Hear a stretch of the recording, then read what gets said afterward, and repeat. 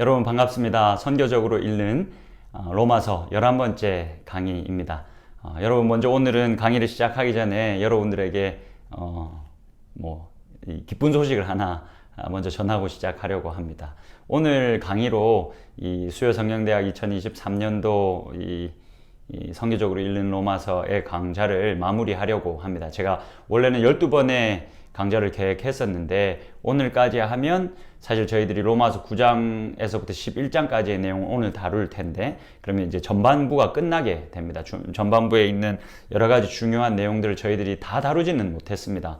워낙 이렇게 방대하고 깊은 이야기들을 사실은 다 다룰 수 없고 또 그렇게 다루기에는 사실 제가 턱없이 부족하기도 하고 제가 다룰 수 있는 내용들 그리고 여러분들과 나눌 수 있는 내용들 중심으로 좀 어렵지 않게 강의하려고 노력을 했고 그래서 오늘까지 하고 나면 저희들이 전반부의 내용에서 다뤄야 할 제가 다룰 수 있는 내용들은 다 다뤘다 싶습니다. 그래서 오늘까지 해서 저희들이 강의를 마무리하고 마지막 이 12장에서부터 16장 어떻게 보면 로마서의 후반부에 있는 내용들은 다음에 혹시 또 기회가 된다면 함께 이야기 해보도록 하겠습니다. 오늘 강의면 마지막이니까 마지막 강의다 라고 생각하시고 보통 이제 뒤로 가면 힘이 다 저희들이 빠질 수밖에 없지 않습니까? 근데 갑자기 좀 일찍 마치는 거니까 그런 기분 좋음을 가지시고 끝까지 오늘 이 강의를 통해서 우리가 같이 은혜를 나눌 수 있으면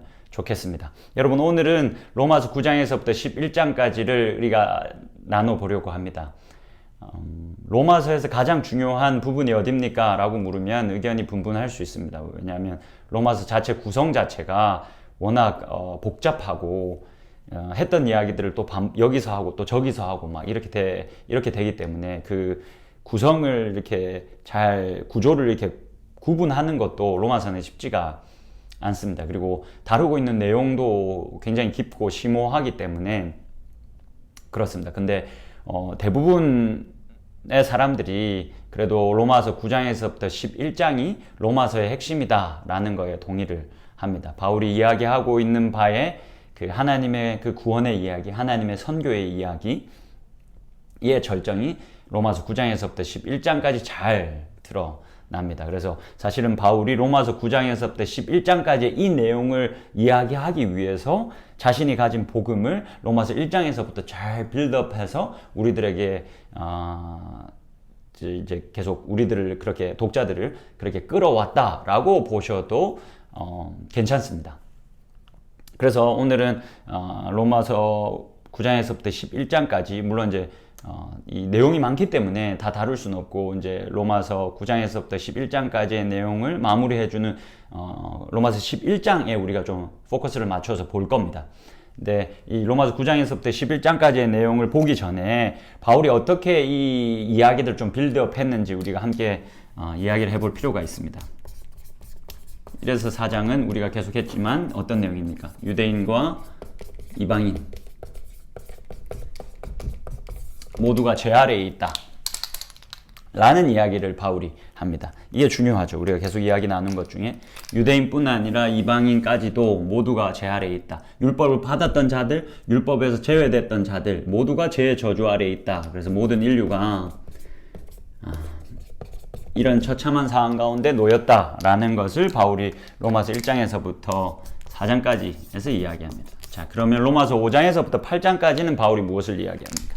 일단 죄와 죽음을 계속 이야기합니다. 그래서 이 지배 세력으로 계속 보여주면서 우리가 죄와 죽음의 이 지배 아래에 있다라는 이야기들을 하면서 사실 로마서 5장에서부터 8장까지는 바울이 정말 다양한 이야기를 합니다. 어떤 이야기들을 우리가 계속 나눴었죠? 율법에 대한 이야기를 나눴습니다. 율법의 역할을 좀 전통 유대인들과 바울은 율법의 역할에 대해서 이해가 달랐습니다. 원래는 같았습니다. 근데 부활하신 예수 그리스도를 만나고 바울이 구약 성경을 보는 어떤 관점이 완전히 뒤집어지면서 율법을 다시 이해했습니다. 그래서 이게 나오는 거죠. 오히려 율법이 유대인을 죄 아래, 율법이 이방인들을 죄 아래, 이렇게 율법이 모든 사람들을 죄 아래로 가뒀다라는 이야기를 합니다. 그리고 죄 아래 가뒀을 뿐만이 아니라 그렇게 죄 아래 가둬진 이 모든 사람들을, 유대인과 이방인들을 예수 그리스도께로 끌고 가는 역할, 이것이 율법의 역할이다라는 것이 바울이 이해한 율법의 역할이었습니다. 그리고 이 이야기를 한 다음에 우리가 어떤 이야기를 했습니까? 인식에 대한 이야기를 좀 했습니다. 로마서 6장이죠. 너희들은 죄에 대해서는 죽고 하나님에 대해서는 산 자로, 그렇게 그리스도 안에서 하나님께 대하여 산 자로 그렇게 여길지어다. 그렇게 죄의 충동을, 율법이 이렇게 우리를 의롭게 하지 않는다면, 하나님의 이 유대인이 되었음에 대한 이 증표가 우리를 의롭게 하는 게 아니라면 죄를 도대체 우리가 어떻게 이길 수 있느냐에 대한 부분에서 우리가 인식을 이야기했습니다. 그렇게 인식은 또 다른 말로 하면 믿음이겠죠. 그래서 그렇게 우리가 그리스도와 연합하고 그리스도 안에서 완전히 새롭게 지은 바 된 존재라는 것을 깊이 인식하는 것, 더 이상은 죄의 노예가 아니다라는 것을 믿음으로 선포하는 것, 이것이 우리들이 죄의 충동을 이길 수 있는 방법이다라고 바울은 우리들에게 로마서 6장에서 제시해 준다라는 이야기를 했습니다. 그리고 그리스도인들이 얻을 수 있는 평화와 안식에 대해서는 로마서 8장에 대해서 8장 가지고 이야기하면서 우리가 함께 나눴습니다. 로마서 7장은 우리가 이야기했듯이 바울의 고백이 아니다. 바울의 고백이 아니라 율법 아래에 있을 때 사람이 처하는 이 곤고한 상황, 곤고한 사람으로 드러날 수밖에 없는, 우리가 율법 아래에 있으면 그렇게 곤고한 사람으로밖에 드러날 수 없다. 내가 원하는 바는 선이지만 내 육신이 약해서 계속 악을 행한다. 그래서 그 율법 아래에 있을 때 사람이 겪게 되어지는 어떤 맛보게 되어지는 결과에 대해서 로마서 7장에서 이야기하고, 로마서 8장에서는 성령 아래에 있을 때, 죄와 죽음의 지배가 아니라 성령 아래에 성령의 지배를 받고 있을 때 우리는 이미 이 죄와 사망의 법에서 해방되어졌고 생명과 성령의 법에서 살아있는 자로 그렇게 기능하고 있다. 그리고 그렇게 성령은 우리들에게 성령의 지배 아래에서는 우리가 생명을 얻을 뿐만이 아니라 평화도 함께 얻는다라는 이야기를 우리가 로마서 8장에서 함께 나눴었습니다. 로마서 8장 6절이죠. 육신의 생각은 사망, 이 율법 아래에서는 육신이 이렇게 드러나게 되어져 있는데, 육신의 생각은 사망이고 영의 생각, 이 성령의 지배를 받을 때 영의 생각은 생명과 평안이다. 생명을 얻을 뿐만이 아니라 평안이 우리들에게 주어진다. 평화가 우리에게 주어진다 라고 이야기하면서 제가 이사야서 26장의 말씀을 가지고 와서 함께 이야기를 나눴었습니다. 주께서 심지가 견고한 자를 평강하고 평강하게 하신다. 그러니까 여기서 심지가 견고하다라는 것은 풀어서 설명하면 우리의 마음이 하나님께 가 있는 자들, 그러니까 우리의 어떠함이 아니라, 우리의 육신의 어떤 약함이나 강함이 아니라 하나님이 우리를 위해서 하신 일, 그런 어떤 우리 주관적인 우리의 어떠함이 아니라 객관적인 하나님께서 이미 우리들을 위해서 하셨던 일, 하시고 계시는 일, 그리고 하실 일들, 그 하나님의 객관적으로 하신 일들에 대해서 우리가 그쪽에 마음이 가 있으면, 우리가 거기에 마음을 두고 있으면 하나님 그 사람을 평강하고 평강하게 하신다. 평화를 얻게 하신다. 그래서 우리의 마음의 평안을 우리는 어떻게 얻을 수 있는가? 우리의 마음이 하나님께서 하신 일에 가 있을 때, 결국 이 신적 계시인 이 성경에 우리의 마음이 계속 가 있을 때, 그 성경에서 성령으로 말미암아 우리들에게 우리가 얼마나 특별한 존재인지, 하나님이 우리를 위해서 어떠한 일을 하셨고 또한 지금도 어떠한 일들을 계속 하고 계시는지를 깨닫게 할 때 우리가 평화를 얻게 되어진다. 그런 안정감을 우리가 얻게 되어진다라는 말을 저희들이 함께 나눴었습니다. 자, 어떻습니까? 여러분, 이게 이제 저희가 이제까지 쭉 바울이 했던 이야기들을 이렇게 쫓아왔습니다. 중요한 건 이것이 이렇게 딱 빌드업이 돼서 이제 9장과 11장으로 간다라는 겁니다. 여러분, 8장을 잠깐 한번 8장의 마무리가 어떻게 되는지 한번 보시겠습니까? 8장 38절 39절입니다. 37절부터 제가 읽어드리겠습니다. 여러분들 너무나도 잘 알고 계신 말씀이신데, 알고 있는 말씀이실 텐데, 이 내용들을 쭉 이제 생각하시면서 한번 들어보십시오. 그러나 이 모든 일에 우리를 사랑하시는 이로 말미암아 우리가 넉넉히 이기느니라. 내가 확신하노니 사망이나 생명이나 천사들이나 권세자들이나 현재일이나 장래일이나 능력이나 높음이나 깊음이나 다른 어떤 피조물이라도 우리를 우리 주 그리스도 예수 안에 있는 하나님의 사랑에서 끊을 수 없느니라 라고 하면서 이 로마서 8장이 마무리가 됩니다. 여러분, 이 로마서 1장에서부터 8장까지 바울이 정말 하나님의 창조적으로 신실함, 이것을 계속 이야기해 왔습니다. 여러분, 이 창조적으로 신실함을 드러내는 데 있어서 중요한 역할을 한 것이 율법이죠. 율법에 대한 이해, 율법의 역할에 대한 이해. 하나님께서 율법을 어떻게 사용하셔서 이렇게 이들을 제 가운데로 가두시고 예수 그리스도로 인도하셔서 예수 그리스도의 머리 위에 그 저주를 다 쏟아 부으셔서 우리로 하여금 성령의 지배 가운데 살게 했다. 그래서 이 예수 그리스도 안에 있는 그 하나님의 사랑에서 우리를 그 어떤 것도 끊을 수 없다라는 이야기로 마무리가 됩니다. 여러분, 이거 한번 잘 생각해 보십시오. 이 이야기를 듣고 있는 1차 독자들, 여러분 1차 독자들이 누굽니까? 이 이야기를 우리가 조금 해봐야 합니다. 제가 강의 초반부에 말씀을 드렸습니다. 이 로마 교회 구성원에 대해서 말씀을 드렸습니다. 로마 교회는 어떻게 구성되어져 있었습니까, 여러분? 로마 교회는 일단 원래는 유대인으로서 그리스도인 된 사람들이 로마 교회를 이렇게 세웠을 가능성이 높습니다. 그리고 거기서 이방인으로서 그리스도인 된 사람들을 초청했을 것이고 그들을 마치 제자 양육하듯이 자라게 하면서 그렇게 교회를 이루었을 겁니다. 근데 클라우디우스 황제로 인해서 유대인들이 다 추방을 당합니다. 기억하십니까? 이 이야기 기억하고 계십니까? 그래서 유대인들이 다 추방을 당하면서 이방인들만 이제 덩그러니 남습니다. 이방인으로서 그리스도인 된 사람들, 이방인 크리스찬이라고 하죠. 이방인 그리스도인들이 이제 남습니다. 그러다가 이제 한 짧게는 5년, 길게는 10년 가까운 시간이 지난 다음에 유대인들이 들어옵니다. 유대인으로서 그리스도인 된 사람들이 다시 들어옵니다. 그래서 이 로마 교회 구성원은 이렇게 되어져 있습니다. 제가 지금 그려놓고 있는 이 그림을 여러분 유심히 잘 보셔야 됩니다. 제가 이걸 왜 이렇게 그렸냐면 지금 리더십이 역전됐다라는 걸 보여드리기 위해서 이렇게 그렸습니다. 이방인들이 또 이제 교회 주도권을 잡고 있고 유대인들은 이제 눈치를 봐야 하는 상황이 돼버린 겁니다.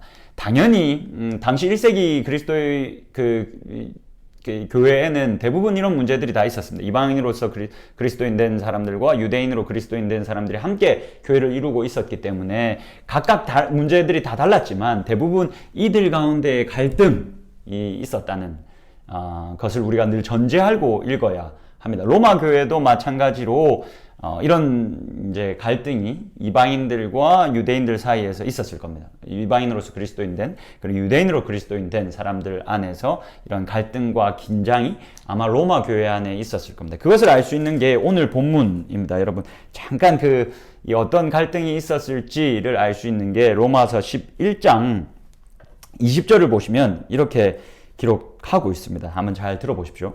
옳도다 그들은 믿지 아니함으로. 누가 안 믿었습니까? 유대인들이죠.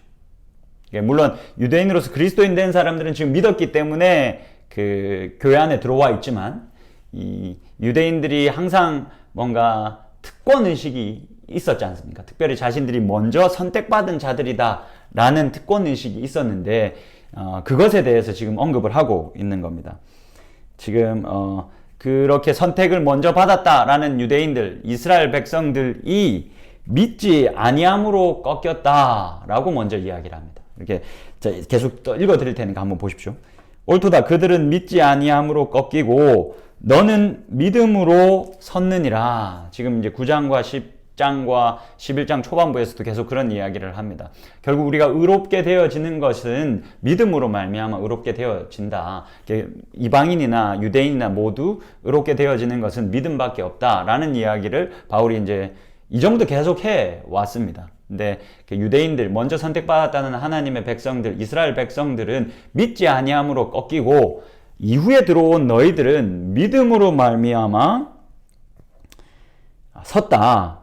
그런데 바울이 이어서 뭐라고 권하냐면, 높은 마음을 품지 말고 도리어 두려워하라. 그러니까 너희들이 이제 믿음으로 서긴 섰는데 너희들이 높은 마음을 품지 말고 오히려 두려워하라 라고 하면서 21절에 뭐라고 말하시냐면, 하나님이 원가지들도 아끼지 아니하셨은즉, 이 이스라엘 백성들이죠, 유대인들이죠, 이들을 아끼지 아니하셨은즉 너도 아끼지 아니하리라. 그러니까 높은 마음을 품지 말고 두려워해라, 겸손해라. 우리가 모두 믿음으로 말미암아 의롭게 되어졌다 라는 사실 앞에서 겸손하자. 근데 지금 이 중요한 것은 이들이 높은 마음을 가지고 있었다는 겁니다. 이 말이 무엇입니까? 그러니까 유대인 그리스도인들을 업신여기는 일들이 이 교회 안에 있었다는 겁니다. 그렇기 때문에 여러분, 로마서 9장에서부터 11장까지는 사실 이 이야기를 하고 있는 겁니다. 로마서 1장에서 8장까지 그 결론을 바울이 뭐라고 말합니까?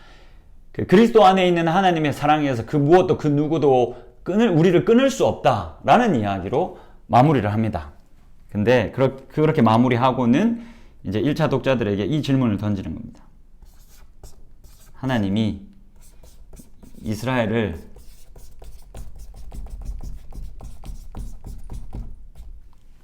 자, 지금 어쨌든 이 이스라엘이 나라도 잃어버리고 뿔뿔이 흩어지고 완전히 실패를, 그 선택받은 사람들이 실패를 한 상황이지 않습니까? 그것을 우리는 어떻게 이해해야 할 것인가? 그래서 마지막 이 바울은 로마서 9장에서부터 11장까지 해서 이 이야기를 하는 겁니다. 하나님이 우리를 그렇게 버리지 않으시고 창조적으로 신실하신 그 하나님께서 이스라엘, 처음 선택한 이 하나님의 백성, 이 유대인들, 이들은 하나님께서 버리셨겠느냐? 이 질문을 던지고 이 질문에 대해서 답을 합니다. 여러분, 이게 로마서의 어떻게 보면 핵심입니다. 바울이 이야기하고 있는 하나님의 그 선교 사역, 그리고 그 구원의 핵심의 내용이 이 질문에 대한 답에 여러분들이 있다라고 보셔야 합니다. 여러분, 그래서 11장을 저희들이 좀 같이 보죠. 로마서 11장 1절입니다. 지금 여기에 던져지고 있는 질문이 로마서 11장 1절에도 그대로 됩니다. 여러분, 성경을 펴시고 한번 보시죠. 그러므로 내가 말하노니 하나님이 자기 백성을 버리셨느냐? 바울이 뭐라고 말합니까? 그럴 수 없느니라. 하나님은 자기 백성을 버리지 않으셨다. 그렇기 때문에 너희들도 유대인들을 향해서, 이스라엘 백성들을 향해서 함부로 업신여기는 마음을 가져서는 안 된다. 하나님이 뜻과 계획이 있으셔서, 참으로 창조적으로 신실한 하나님께서 뜻과 계획이 있으셔서 지금 이들이 실패한 상황인 거다라고 이야기를 하는 겁니다. 계속 읽어드리겠습니다. 그럴 수 없느니라. 나도 이스라엘인이요 아브라함의 씨에서 난 자요 베냐민 지파라 라고 이야기를 하면서 로마서 11장을 시작합니다.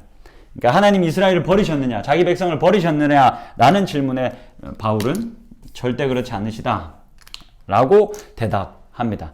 여러분, 저희들이 그러면 좀 넘어가서 로마서 11장 7절에서부터 12절까지만 좀 저희들이 포커스를 맞춰서 보고 오늘 강의를 마무리하도록 하겠습니다. 7절을 한번 보시죠, 여러분.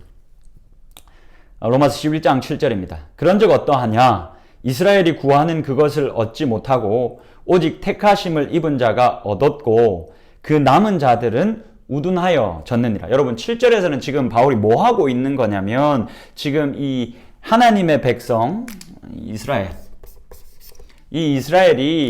이스라엘에는 두 부류의 잘못했습니다. 죄송합니다. 자, 이 하나님이 처음 선택하셨던 이 이스라엘에는 두 부류의 사람이 있다라는 겁니다. 첫 번째는 여기서 어떻게 표현되어져 있냐면, 오직 택하심을 입은 자, 그러니까 이스라엘이 구하는 그것을 얻지 못했다. 이스라엘이 이제 하나님의 백성, 율법을 지키면서 하나님의 백성으로 드러나고 그렇게 의로워질 것이다라고 기대했는데 그 이스라엘 백성들이 그것을 얻지 못했다라는 겁니다. 근데 다 얻지 못했냐? 다 얻지 못한 것은 아니다. 오직 택하심을 입은 자가 얻었다. 이 하나님의 백성에는 두 부류가 있다는 겁니다. 이제 죄송합니다. 이 강의가 거의 다 마무리되어 가니까 이 펜도 거의 다 끝나가고 있어서 잘 안 나오네요. 자, 여러분. 자, 이게 첫 번째는 택함 받은 자들, 유대인으로서 이제 그리스도인 된 사람들은 의롭게 되는 것을 얻었다. 이 사람들을 여러분 남은 자라고 번역하는 것이 좋습니다. 그 다음에는 두 번째 부류의 사람들은 여기서는 오직 택하심을 입은 자가 얻었고 그 남은 자들은 우둔하여졌다. 그러니까 여기서는 남은 자라고 번역하는 것이 별로 좋은 번역이 아닙니다. 이게 나머지라고 번역하는 것이 더 좋습니다. 나머지의 사람들은 우둔하여졌다. 자, 이 하나님의 백성에는 이렇게 믿음으로 의롭게 되어지는 것을 이미 얻게 된 자, 남은 자들이 분명히 있고 나머지의 사람들, 다수에 속하는 나머지의 사람들은 우둔하여졌다라는 이야기를 로마서 11장 7절에서 바울이 지금 하고 있는 겁니다. 자, 이렇게 두 부류의 이스라엘 백성들이 여러분 이해가 되십니까? 그리고 이 표현에 우리가 귀 기울여 봐야 합니다. 나머지 사람들은 우둔하여졌다. 그러면 우리가 질문해야 됩니다. 왜 하나님께서 이 나머지의 사람들이 우둔하여지게 했는가에 대한 질문을 던질 수 있어야 합니다. 그거에 대한 기록이 8절에 가면 이제 나옵니다. 여러분 8절 한번 보십시오. 기록된 바 하나님이 오늘까지 그들에게 혼미한 심령과 보지 못할 눈과 듣지 못할 귀를 주셨다 함과 같으니라. 여러분 지금 왜 이들이 우둔하여졌다라고 말합니까? 지금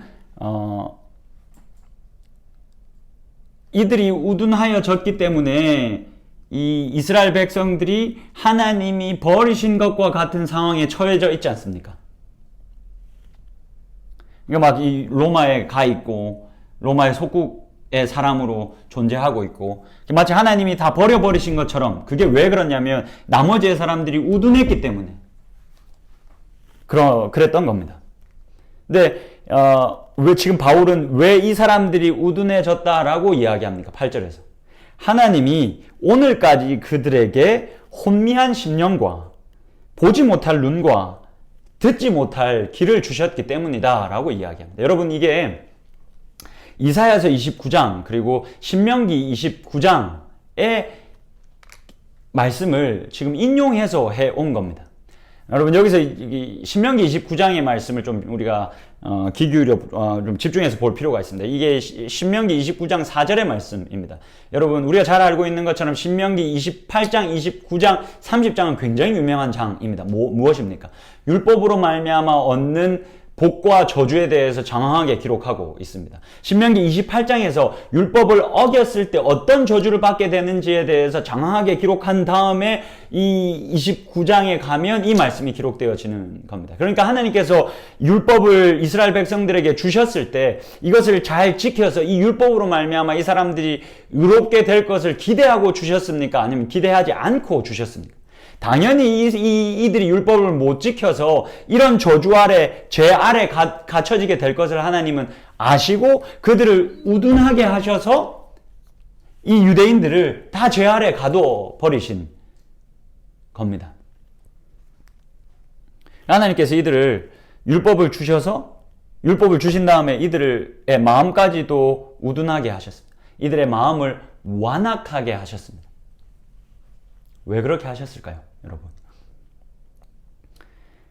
이 말씀과는 저희들이 로마서 9장의 말씀과도 좀 연결을 해서 보아야 합니다. 이제 9장과 10장은 사실 9장, 10장, 11장은 이제 같은 내용을 이와 같은 내용들을 계속 이제 반복해서 이야기하는 부분인데 9장 17절에 가면 또 여러분들의 마음을 어렵게 하는 내용이 기록되어질 겁니다. 제가 읽어드리겠습니다. 성경이 바로에게 이르시되 내가 이 일을 위하여 너를 세웠으니 곧 너로 말미암아 내 능력을 보이고 내 이름이 온 땅에 전파되게 하려 함이라 하셨으니 그런즉 하나님께서 하고자 하시는 자를 긍휼히 여기시고 하고자 하시는 자를 완악하게 하시느니라. 여러분 이게 무슨 말입니까? 하나님께서 바로의 마음을 의도적으로 완악하게 하셨다.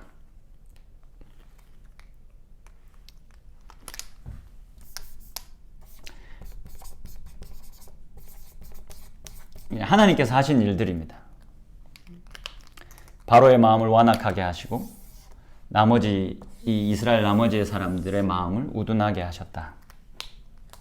하나님께서 왜 이렇게 하셨을까요? 여러분 출애굽기에 가보면 4장에서부터 이렇게 이야기합니다. 하나님께서 자기 백성을 출애굽시키라, 애굽에서부터 나오게 하라, 그렇게 건져내라 라는 명령을 모세에게 주시면서 이렇게 말씀하십니다. 한번 들어보시죠, 여러분.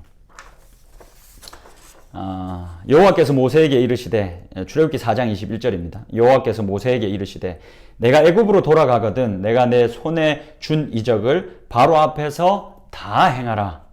그러나 여기서부터 중요합니다. 내가 그의 마음을 완악하게 한즉 그가 백성을 보내주지 아니할 것이다. 하나님께서 바로의 마음을 완악하게 했다라는 표현은 4장에도 등장하고 7장에도 등장하고 9장에도 또 등장합니다. 왜 굳이 하나님께서 건져내실 거면서 바로의 마음을 완악하게 하셨을까요? 여러분 바로의 마음이 완악했기 때문에 어떤 일이 일어났습니까? 바로가 보내줘야 된다는 걸 알았습니다. 근데 하나님께서 이 사람의 마음을 완악하게 하셔서 보내줄까 하다가도 다시 붙잡고 이 이스라엘 백성들을 보내줄까 하다가 또 붙잡고, 그래서 바로의 완악함은 10가지 재앙을 다 보게끔 합니다. 로마서 9장 17절의 말씀으로 다시 돌아가 보시겠습니까? 제가 다시 읽어드릴게요. 성경이 바로에게 이르시되 내가 이 일을 위하여 너를 세웠으니, 여기서 너는 바로죠. 곧 너로 말미암아 내 능력을 보이고, 10가지 재앙이죠. 내 능력을 보이고 내 이름이 온 땅에 전파되게 하려 함이라. 하나님께서 바로의 마음을 완악하게 하셔서 하나님 뭐 하셨냐면 자기의 능력을 보이고 자기의 이름을 나타내셨습니다. 하나님은 바로 이스라엘 백성들을 구원하고 이 애굽 백성을 심판하실 수 있었습니다. 하나님 그만한 능력이 다 있으셨습니다. 그러나 바로의 마음을 완악하게 하셔서 하나님께서 뭐 하셨냐면 연기하셨습니다. 유예하셨습니다. 하나님께서 바로 이스라엘 백성들을 구원하고 이 애굽을 바로 심판하실 수 있었는데 이 바로라는 사람을 완악하게 하셔서 10가지 재앙을 보이면서 하나님이 자신의 능력을 이스라엘 백성들 뿐만이 아니라 누구에게 더 선명하게 보여주셨습니까? 바로에게 선명하게 보여주셨고 바로의 백성, 애굽 백성들에게 보여주셨습니다. 자신의 능력과 자신의 이름이 나타나게 하셨습니다. 무엇을 기대하셨겠습니까? 바로가 그 마음을 돌이키기를, 그리고 바로의 백성들, 이 애굽 사람들이 하나님의 그 능력과 하나님의 그 이름을 보고 이게 참 신이구나, 이 하나님이, 이 여호와가 정말 하나님이시구나 라는 것을 깨닫고 돌아오기를 기대하셨습니다. 그래서 그의 마음을 완악하게 하셔서 자신의 능력을 계속 보이시면서 자신의 심판을 계속해서 뒤로 미루셨습니다. 그 구원이 더 풍성해지기를 기대하셨던 겁니다. 그렇다면 여러분 다시 로마서로 돌아오죠.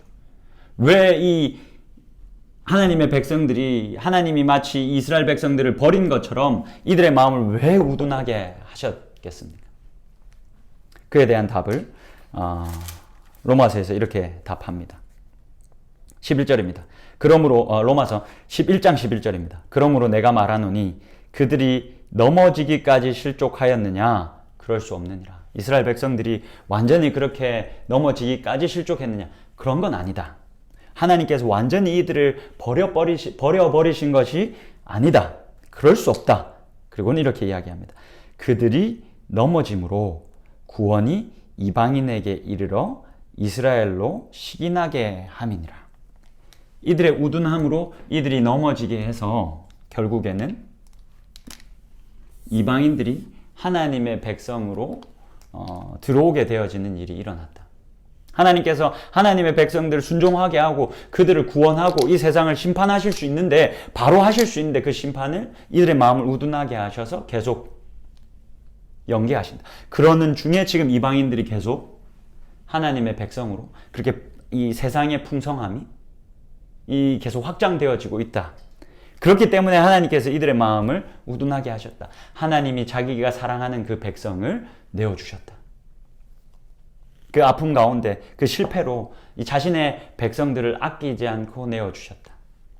로마서 8장 가면 바울이 하나님께서 자신의 아들을 아끼지도 않고 내어주신 이신데 우리들에게 무엇을 못 주시겠느냐라는 이야기를 로마서 8장에서 합니다. 그리고 오늘 여기까지 다 하지는 못하겠지만 오늘 본문 11장 21절에서도 아까 읽어드렸던 것처럼 하나님이 원가지도 아끼지 않고 내어주셨으니 하물며 너희일까 보냐. 하나님께서 자신의 아들도 아끼지 않고 이 깨어진 세상을 회복하기 위해서 내어주셨습니다. 그리고 이 세상의 풍성함을 위해서 이방인들이 더 많이 들어와서 이 구원의 풍성함을 누리게 하시기 위해서 하나님이 자기의 백성도 우둔하게 하셔서 자기의 백성도 내어주셨습니다. 그 내어줌, 그 넘어짐의 결과가 무엇이다 라고 이야기합니까? 그들이 넘어짐으로 구원이 이방인에게까지 이르렀다. 12절 보시죠. 그들의 넘어짐이 세상의 풍성함이 되었다. 그들의 실패가 이방인의 풍성함이 되었다 라고 이야기를 합니다. 여러분, 여기서 우리가 좀 주목해 봐야 할 것은 8절과 9절입니다. 이 8절에서 아까 우리가 같이 나눴던 이야기처럼 8절의 기록은 이사야서 29장 그리고 신명기 29장에 있는 구약 성경의 말씀을 가져와서 기록하고 있습니다. 그리고는 9절에 가면 시편의 말씀도 가져와서 기록을 합니다.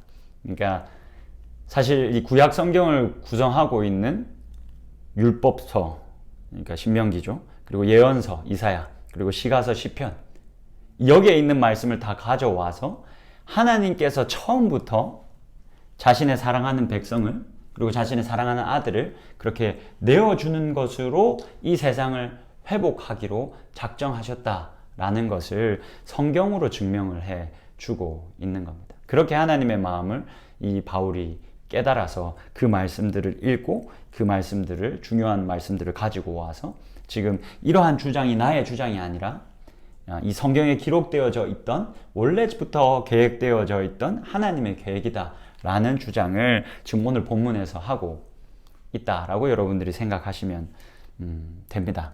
여러분, 다시 12절로 좀 돌아가서 좀 마무리를 저희가 해보겠습니다. 그들의 넘어짐이 세상의 풍성함이 되며 그들의 실패가 이방인의 풍성함이 되거든 하물며 그들의 충만함이리요 라고 바울이 이야기합니다. 하나님께서 자신의 백성들을 우둔하게 하셨습니다. 그렇게 내어주셨습니다. 그렇게 실패하게 하셨습니다. 그렇게 고난 가운데 있게 하셨습니다. 근데 그 고난과 실패는 고난과 실패로 끝나지 않았습니다. 하나님께서 그렇게 그들을, 자신의 아들을 그리고 자기의 선택한 백성들을 아끼지 않고 내어주심 때문에 세상이 이렇게, 구원의 역사가 이렇게 풍성해졌다라고 성경은, 바울은 이야기합니다. 그리고 마지막에 이렇게 이야기합니다. 하물며 그들의 충만함이면, 그들이 하나님의 뜻을, 믿는 자들이 하나님의 뜻을 충분히 이제 알고 그 뜻에 행한다면 이 세상의 회복이, 이 세상에서 일어나는 그 구원의 역사가, 선교의 결과가 얼마나 더 풍성하겠느냐 라는 이야기를 하는 겁니다. 여러분, 하나님께서 이렇게 세상을 선교해 오셨습니다. 그렇기 때문에 우리가